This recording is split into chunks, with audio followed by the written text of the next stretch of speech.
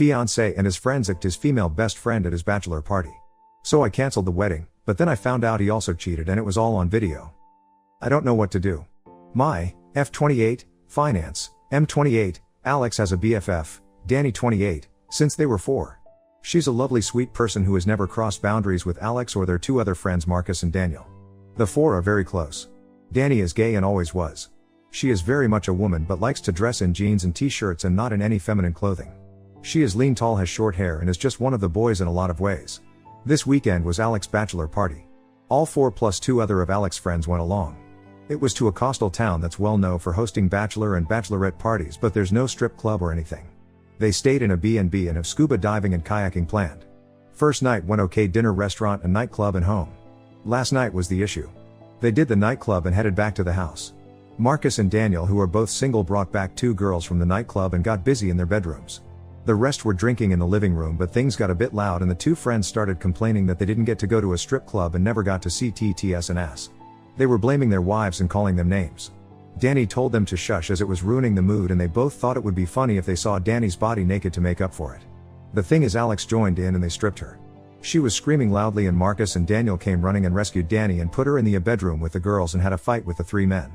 Daniel doesn't drink due to a chronic medical condition and the medication he is on. So they packed up and took Danny and the 2 girls and left the other 3. Danny was hysterical and Marcus wanted her to go to the police, but she wouldn't. She was afraid to go home, so they ended up dropping the girls off and taking Danny to her parents', which was an hour away. Marcus was at my door at 7 a.m. this morning and he told me what happened, that if he ever sees Alex again he's afraid of how things could go. He told me that if he can convince Danny to press charges he will. Then he left. Alex returned about 3 this afternoon. He was acting normally until I told him Marcus has visited. He was very nervous and tried to play down what happened as a joke that got out of hand. I'm devastated. I heard him out, but he knew I wasn't accepting what he was saying. I told him Danny may be going to the police and he got very panicked and pale. He said she had him blocked and he wanted to go talk to her. I told him she wasn't at her place as she was too afraid he or his buddies would turn up there. I asked him to leave and he didn't want to go, but I insisted. He was crying, saying it was a prank that got out of hand. I heard him out only as a courtesy to our 2-year relationship, but I'm done. I don't know this man. I don't know if I should reach out to Danny or just do nothing. Marcus and I have been in constant contact and he agrees that I have no option but to end things. I don't know where to start with canceling everything as the wedding was in 5 weeks, but it seems trivial compared to what Danny is going through right now. Marcus is convinced that Danny is going to the police after talking to her parents, so I think Alex is in trouble. I can't support him on this. Maybe I'm wrong as he was drunk and probably had taken other things, but this was his friend from age 4 and he did this to her. I've not blocked Alex, but I've not replied or picked up any of his calls. Update 1, Sep 9, 2024. It's been a terrible day. I can't reach out to my friends yet as I'm ashamed. I did tell my parents and my brother and they have been wonderful. My brother brought his friend with him when he came to stay, and today both of them packed up every bit of my ex's stuff and took it to his parents' house. Ex was there and just asked if that meant I was finished with him, and my brother said yes, and did he really expect any other reaction? His father intervened and told ex not to say anything more. He told my brother to tell me to contact him on canceling the wedding. I'm not contacting his father ever. My parents are handling canceling the wedding and my father got into my cousin who is a lawyer and he is going to help and advise me as needed. I have to disentangle myself from ex on Lisa's bank account savings and such, although my brother made me transfer all of my money from joint account savings and daily accounts to my own account. It's a mess. I tried to ring Danny but she isn't up for speaking to anyone, so I just text her that I was there for her and that I had broken up with Alex. She hasn't replied and I don't expect she will. She's in a bad way apparently. Daniel spent 3 hours with me today. There's a lot going on, but I'm afraid to say too much for fear of damaging any court case. Just to say there are 2 videos of the incident. One by Jeb, one of the 2 friends. A lot of it is chaotic, but the last part is clear and telling apparently. The owners of the rental house apparently have gotten involved and have footage, but I can't say more. When Marcus left me he went to both those guys' wives and told them what happened. Jeb's wife has been very helpful apparently and she has split from him. The other guy's wife too has left him. Things are going how most of you want them to go, that's all I will say. Well, I will add it was worse than what Marcus shared. Daniel told me that before Danny found her style she had long hair and dressed feminine and was stunningly beautiful, and all 3 of them were in love with her as teens. Alex took her rejection very personally apparently, and Daniel says he was angry and bitter for a couple of years but hid it from her. The thought he had gotten over it, but Daniel feels this smacks of revenge against her. Scary if this is true. I have and continue to receive hundreds of texts from Alex. He told me his father told him to stop texting me, but he can't. I haven't replied or blocked based on advice. This is very hard and I don't know what way all this is going to end up. Sorry about any mistakes and typos, I'm not doing well. If there's more I will post again if I'm able. Update 2, Sep 12, 2024. I got a call from Danny. Daniel has been ever present and I'm guessing it was because he knew she was going to call. There's a lot more to the story. The first night was normal as I said, but in the Saturday Alex, Jeb and their friend decided not to go scuba diving with Danny, Daniel and Marcus. Danny was feeling very hungover and gave up after an hour and went back to the Airbnb. She walked into the living room to find all three guys engaging in sexual acts with two women. Jeb shouted at her to get out as this was costing them a fortune. The women were escorts. She left and went back to the boat and only told Marcus what she saw. When they all went back later, Alex told her to not tell me as it was just his last bit of freedom. She told him she was disgusted with him and that he wasn't free. She told him she would have to think about what to do. Marcus convinced her to stay another night as he and Daniel had met the two girls the night before and were seeing them again that night, and if Danny wanted to leave then Daniel would have to take her as he was her ride and there wasn't public transport in the tiny town. So Alex cheated as did the other two. Marcus told their wives that morning but not me. He was going to do it in stages as he knew I was in shock. The actual assault went further than Marcus told me also. And while Alex hadn't actually done anything beyond pulling off her clothes, unlike the other two, he stood by and watched and did nothing to help her. She said she thought he had taken shrooms earlier but couldn't be sure. Marcus and Daniel did rescue her but things had already escalated. She went to the police immediately she got to her parents. The Airbnb owners had also gone independently when they saw the footage. All three men are facing the consequences of their actions. Danny told me she was sorry she didn't leave tell me immediately like she wanted to do. She is very distraught still. I didn't want to make things worse for her. I don't think I am needed for any legal proceedings, so I finally blocked Alex and his parents. The wedding is cancelled. And I'm just starting to disentangle myself from Alex on bank accounts and such. Here's my issue. I'm feeling very angry towards Marcus. It feels like he didn't really care about me. He stopped Danny from telling me so he could continue to shack up with the girl he met. He apparently feels guilty because if they had left, Danny would not have been attacked. He didn't do me the courtesy of telling me that Alex cheated that morning like he did with the other two wives. It's not like he was sparing my feelings because my ex assaulting another woman was a pretty damn bad thing to hear. He didn't tell me the full extent of the attack. Danny is still unsure if Alex wasn't just waiting his turn or all he was going to do was watch. I should have been told that ASAP. And not from Danny because the conversation was incredibly difficult for her. Daniel didn't know about the escorts at all and didn't know Marcus hasn't shared the full story of what they saw when they burst in. Daniel has been my rock. I need some perspective here. Is it okay to be angry at Marcus? Is it misplaced anger? I'm pretty angry at Alex though, and that's all I feel towards him. Can anyone give me a different perspective? I'm missing? Marcus and I had been in constant contact. He's already back at work, so it was messages / texts and occasional calls. He actually visited last night, but I didn't open the door to him. Daniel is saying whatever I feel right now is okay. But I think he's just placating me. I don't know who to trust anymore. I don't have to have any more contact with Alex and think the case will move along without me. I'm thinking of telling Daniel that I need a break from him and Marcus and that group of friends. Danny and I have said we will stay in touch, but I can't see us being very close. My best friend who I finally confided in thinks I should just step away from them all now for good and try to move forward. My parents agree and think it's necessary for healing. My brother thinks Daniel has been nothing but great and I shouldn't cut him off. But they all seem to be a package deal, but without Alex now obviously. So I think it's probably all or nothing. What should I do? I don't want to be ungrateful, but a clean break feels right. Update 3, new update, Sep 23, 2024. I've been putting off writing this update but am back because I need even more advice and an outside perspective. The comments have been pretty helpful so far. Thank you. It's long but I'll do my best to shorten it. First of all, Danny and I have bonded. She and I talk every day and message constantly. I didn't expect that, but it's truly wonderful. She says she needs a good straight friend right now, JK, and honestly she is a great person and has been a huge support to me despite what she has been going through. I told her I posted here as I felt guilty as to tell my story I had to tell hers. She was okay with it. She is thinking of waiving her right to anonymity when the trial comes as she wants everyone to know she was raped and by who. Danny has quit her job, moved to her parents full-time and is in therapy. She's just about okay. Surviving still rather than living, but she is so strong and amazing. Justice moves slowly here, so there isn't too much of an update on the legal process. Marcus was told however he would not face charges for assault for attacking the two actively attacking Danny. I went back to work and it was awful. I work for a tiny startup. Oscar who works there is friendly with Marcus and my brother. We are all into martial arts and attend the same dojo. So I'm getting a lot pity. I'd have been okay with sympathy or empathy, but being pitied sucks. Still, it's better than being home all day doing nothing. Daniel gave me space as I asked and he is truly a good guy. There is nothing romantic there at all though. I'm not in a fit state for anything like that and won't be for a very very long time, and he is just a good guy. No ulterior motives. We text a bit and he is in a lot of contact with Danny. I got a letter in the mail from Alex. Said he held out hope while I hadn't blocked him, but once I did he was distraught. He told me he doesn't want to freak me out by turning up in person, and I know that wouldn't look good for him anyway, but he just wanted to tell his side of the story. He said he was pressured into doing stuff with the escorts and he only got a BJ. The other two were really pressuring him to do more, but he didn't, and says he regrets even doing that. He admits he was angry at Danny because she told him he either told me about the cheating or she would, but he knew he was totally in the wrong. He knew I would dump him for cheating, so he took everything he could get his hands on.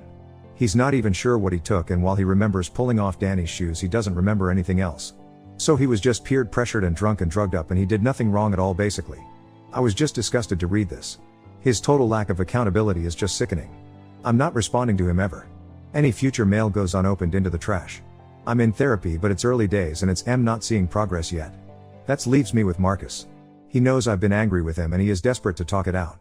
I probably feel too much anger towards him, but find it hard not to.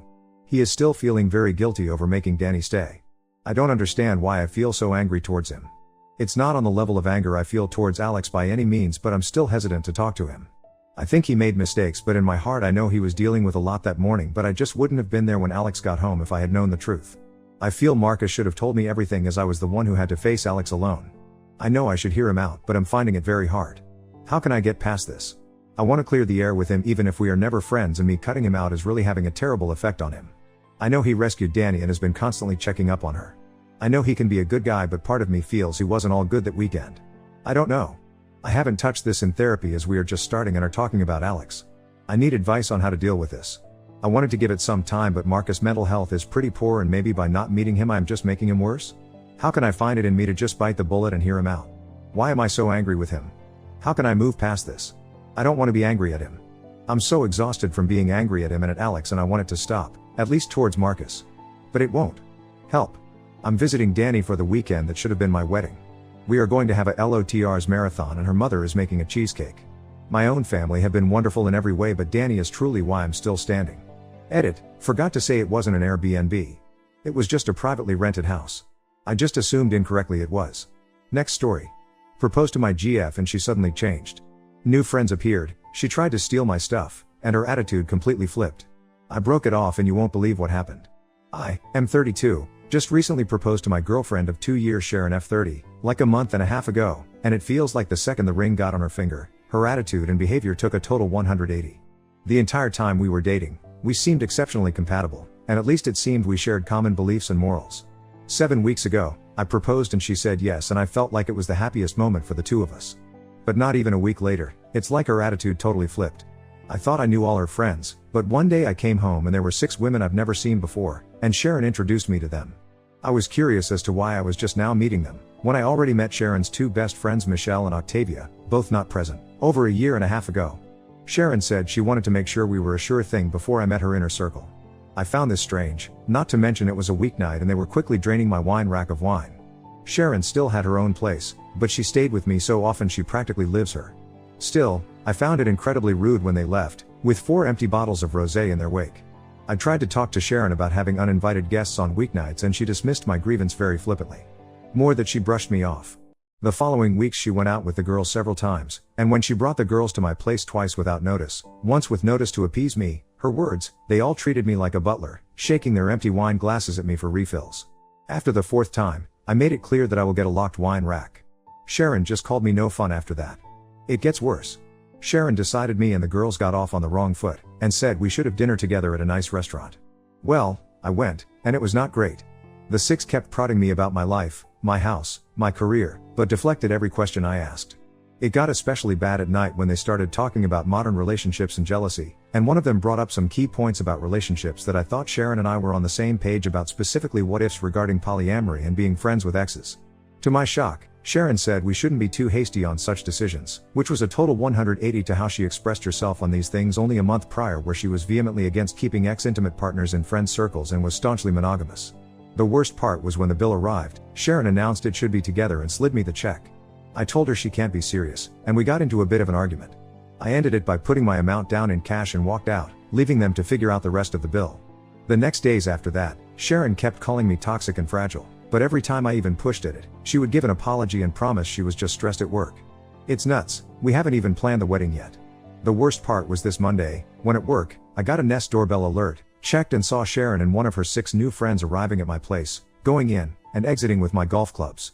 This set was a gift from my father, and it cost a pretty penny too, so Sharon lending it out without my permission got me pissed. I immediately called Sharon and told her and her friend to return the clubs. Sharon tried to gaslight me with, "But you promised to lend the clubs to her boyfriend, remember?" I told her the club's cost would move it into a serious crime, and her friend had an hour to return them or the cops would be called. Sharon insisted she got my permission and I told her to cut the crap.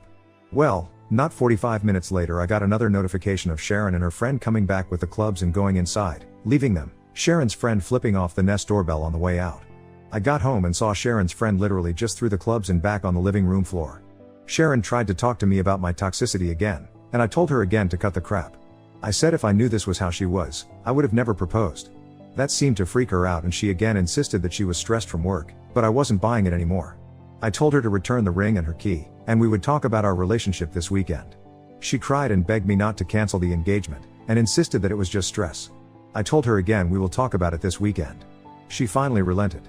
I had my house rekeyed anyways after she left, just to be safe. Sharon has been texting me constant messages of love and apologies for getting swept up, and insisted she was only wanting to show me off to her close friends. I don't know, I'm just not buying it. The same close friends have been sending me texts daily, calling me toxic and fragile again, saying they knew I wasn't man enough for Sharon or secure enough to share her with friends. A few of my friends that knew Sharon the entire 2 years we were dating were surprised and can't believe she turned hide this quick, and that there must be something missing, or that I am leaving something out.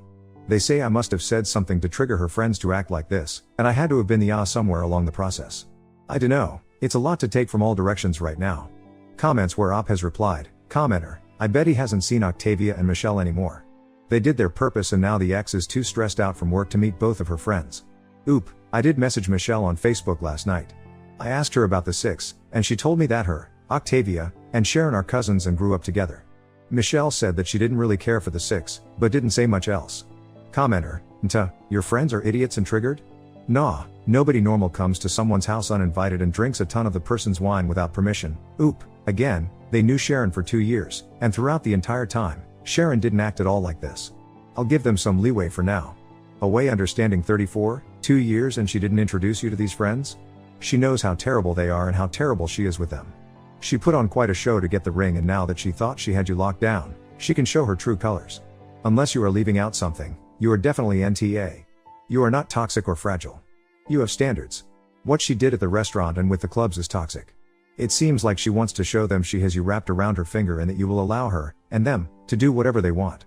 I wouldn't give her another chance to use you for what you can do or give to her. No one that loves you would treat you like this, friends or no friends present.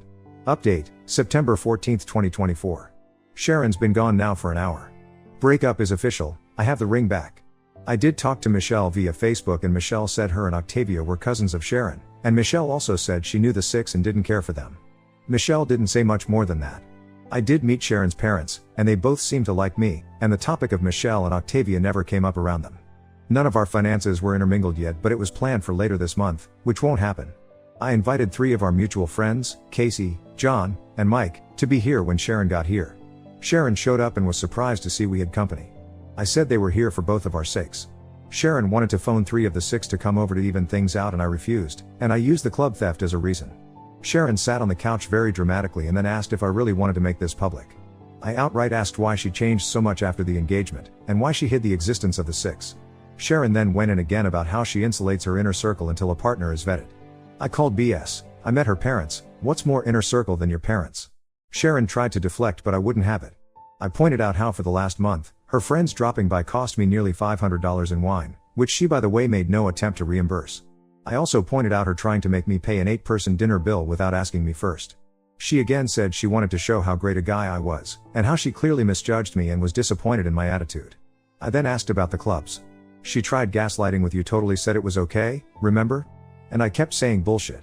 Mike piped in, he knew the clubs were a gift from my dad and I was highly protective of them. He too called BS, and that's when Sharon turned her attention to Mike and John, saying isn't he getting forgetful lately? Don't you remember when he forgot that one date? And neither was buying it. I finally said that forget postponing the wedding or canceling the engagement, the entire relationship is going to end if she isn't going to be straight with me. Sharon made a very long exaggerated sigh. She took the ring off and dropped it on the coffee table. She got up to leave and said you're never going to find someone as good as me and to send her stuff to her apartment. She left, and Casey, John and Mike were totally stunned. All I could say was believe me now? We ordered pizza and are waiting for it to arrive now. I am still utterly shocked and confused by Sharon's attitude. I'm sure the heartbreak will come next, but right now, I'm just kind of numb.